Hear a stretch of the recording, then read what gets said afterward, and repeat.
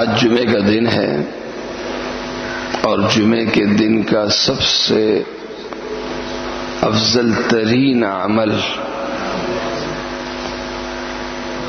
مسجد میں جلد سے جلد حاضری ہے. اور اکثر یہ روایت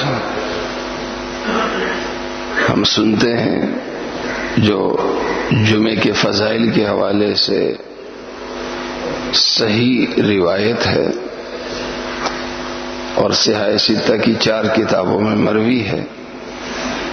ظاہر سننا مقصود نہیں، عمل مقصود ہے، ترغیب مقصود ہے. صحاح ستہ کی 4 کتابوں کی روایت ہے. سنن ابن ماجہ، سنن نسائی، سنن ابن داود اور جامع ترمذی. حضرت اوس بن اوس رضی اللہ عنہ کہتے ہیں کہ جناب رسول کریم صلی اللہ علیہ وسلم نے ارشاد فرمایا، جو شخص جمعے کے دن غسل کرے، اچھی طرح تیار ہو اور مسجد کی طرف جلدی آئے، جتنی جلدی ہو سکے مسجد کی طرف آئے. اس کا مطلب عام نمازوں میں مسجد کے آنے کا ہم سے مطالبہ اذان کے وقت ہوتا ہے، جبکہ یہاں مطالبہ بکرا وابتکرا کا لفظ، اور بکرا وابتکرا کے معنی آتے ہیں صبح سویرے، یعنی فجر کی نماز کے بعد. ابھی نماز کے بعد جمعے کے یعنی مسجد میں جمعے کے لیے مسجد میں آنے کا وقت شروع ہو گیا. لہذا کوئی اشراق سے آ جائے، چاش سے آ جائے، لیکن ہم کمزور ہیں. اتنی درخواست ہے کہ ہم زوال کے وقت سے آ جائیں، لیکن کم سے کم یہ نہ سنیں کہ بیان کب شروع ہوتا ہے، بیان کو سامنے رکھ کے آئیں. یہ صحیح، یہ سنت نہیں.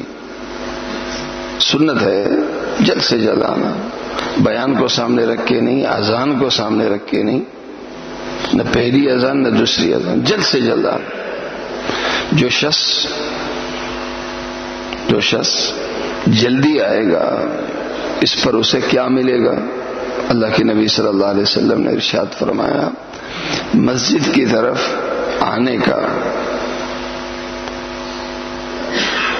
پورے عمل کا نہیں، صرف ایک قدم اٹھانے پر اللہ تعالیٰ اسے 1 سال کی عبادت کا ثواب عطا کرے گا. 1 سال سے مراد جس کا ہر دن روزے سے ہو اور جس کی پوری رات عبادت میں گزری ہو.